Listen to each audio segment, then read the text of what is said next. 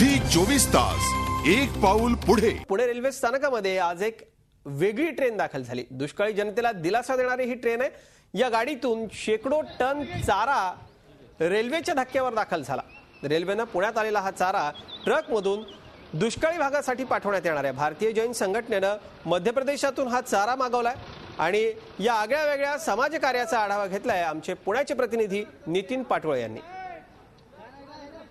दुष्काळग्रस्तांना वेळ पडल्यास रेल्वेने पाणी पुरवू अशी घोषणा राज्य सरकारने केलेली होती। मात्र ती वेळ राज्य सरकारवर आणि दुष्काळग्रस्तांवर आलेली नाहीये। पुण्याच्या रेल्वे स्थानकामध्ये मात्र आज एक रेल्वे आलेली आहे, विशेष रेल्वे आहे आणि दुष्काळग्रस्तांसाठीच ही रेल्वे या ठिकाणी आलेली आहे। या रेल्वेमधून दुष्काळग्रस्तांसाठी, राज्यातील दुष्काळग्रस्तांसाठी मोठ्या प्रमाणावर चारा आणण्यात आलेला आहे। हा 700 मेट्रिक टन चारा घेऊन ही ट्रेन मध्य प्रदेशमधून पुण्यात दाखल झालेली आहे।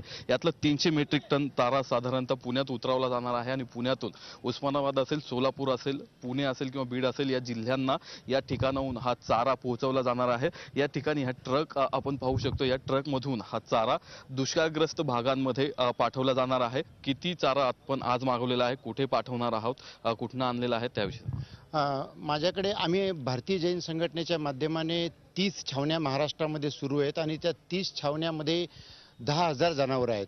जर चाऱ्याचा हिशोब केला तर 1 कोटी किलो चारा हा फक्त आम्हाला आमच्या 30 छावण्यासाठी लागतोय। चाऱ्याची रिक्वायरमेंट पाहता आणि भविष्य काळामध्ये जर चाऱ्याची गरज पडली तर बाहेरच्या राज्यातून चारा आणण्याची प्रक्रिया पूर्ण केली जावी, ह्या उद्देशातून आम्ही हे मॅनेजमेंट केलेली आहे। भारतीय जैन संघटना कशा पद्धतीने दुष्काळग्रस्तांसाठी मदत करते आहे आणि मुथा जे भारतीय जैन संघटनेचे अध्यक्ष आहेत त्यांनी तरुणांना आणि सर्वसामान्य नागरिकांना आवाहन केलेलं आहे की त्यांनी देखील काही दिवस दुष्काळग्रस्तांसाठी द्यावेत। व्हिडिओ जर्नलिस्ट नितीन सांडभोरचा, नितीन पाटोळे, झी मीडिया, पुणे।